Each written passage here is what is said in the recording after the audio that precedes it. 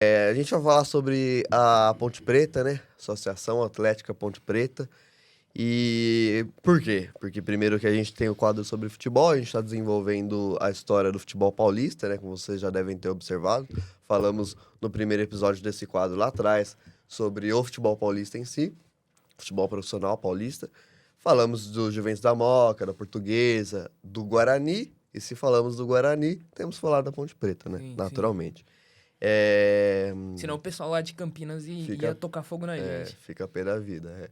O fato interessante, já começando, o fato interessante é que o estádio, isso eu acho muito legal, cara. O estádio da Ponte Preta fica na mesma rua do estádio do Guarani, né, cara?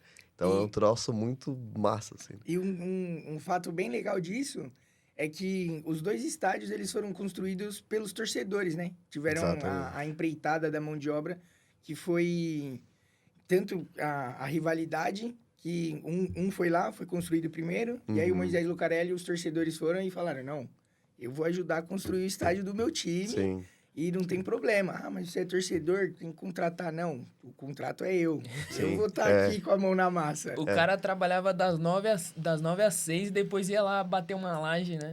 Cara, isso é muito interessante, porque isso é algo muito valorizado nos clubes latino-americanos, né? Tem, tipo, alguns clubes na Argentina que isso aconteceu, tem o Cerro Porteño no Paraguai que isso aconteceu.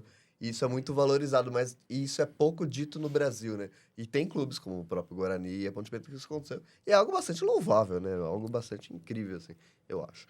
Mas vamos começar com o contexto histórico, já que somos um podcast de história, né? Uhum. Para dar o que estava acontecendo no Brasil no advento da fundação da Ponte Preta. O Brasil passa por um processo um pequeno, bem pequeno, mas importante processo de industrialização, início de uma industrialização no fim do século XIX. E há um aumento de produção decorrente disso, né? E é necessário melhorar o transporte dos produtos, né? Então, sair das fazendas e ir para porto e tudo mais. Esse transporte ainda era muito insosso e muito desigual em relação à produção que estava crescendo, né? Então, diante disso, como consequência, há o desenvolvimento da malha férrea no Brasil. A primeira é de 1854, ligando a cidade de Rio de Janeiro a Petrópolis. Ah, então você pega metade, né? O início da segunda metade do século XIX, isso já está sendo desenvolvido, que é a estrada de ferro de Mauá, né? No Rio de Janeiro. Beleza. Em São Paulo, esse processo acontece mais ou menos ao mesmo tempo. A primeira aqui em São Paulo é a São Paulo Highway, de 1867, ligando a cidade de Santos a Jundiaí. E por que Santos a Jundiaí? Porque Porto de Santos é muito importante, ainda é hoje em dia, imagine no século XIX, né? E Jundiaí é o início do interior de São Paulo, interior cafeeiro e tudo mais. Então é um ponto de partida muito importante, né? Então essa primeira estrada é muito importante. E essa linha a férrea, ela se desenvolve a partir de Jundiaí para dentro, né? Para dentro do estado de São Paulo. E Campinas está do ladinho, né? Jundiaí e Campinas é uma distância bem curta ali. Então, logo depois, em 1872, é a fundação da Estação Central de Campinas, aprofundando, portanto, esse processo. A linha férrea, né, a linha de trem ali, ela passava pela cidade de Campinas, ela passava embaixo de uma ponte. E essa ponte, por o trem passar ali e o vapor que sai do trem, essa ponte começou a ficar danificada, né?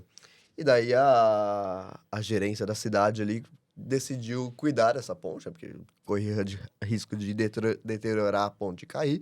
E daí vai cair em cima do próprio trem, né? Ou então em É cima de alguma verdade. pessoa. Sem falar que uma ponte é um Não, troço cair em importante, cima né? de uma pessoa, tá bom, beleza. Firmeza, Não, de né? O boa. foda é o problema é trem, cair Agora no em cima trem, do né? trem, não, velho. Porque aí é dinheiro. Agora caiu dinheiro. em cima da pessoa. Acontece, Não, né? tem só uma, fazer o quê, uma velho? indenização já É, resolve, não, né? beleza, morreu gente. Não tá nem aí, não. E dependendo de quem morrer, nem tem Não, indenização, tem. né? Não tem. E daí, o que a prefeitura ali, os governantes da região fizeram?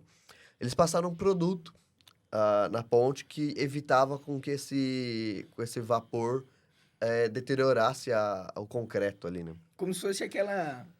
tipo uma manta Isso. pra suportar o calor, né? Exatamente. Pra não deixar deteriorar a ponte. Exatamente. Aí, e o produto era preto, né? Exatamente. Aí que tá o grande X da questão. Isso que é interessante, assim, como as coisas são simples, né? É verdade. O produto é preto, a ponte tá lá, ficou uma ponte preta.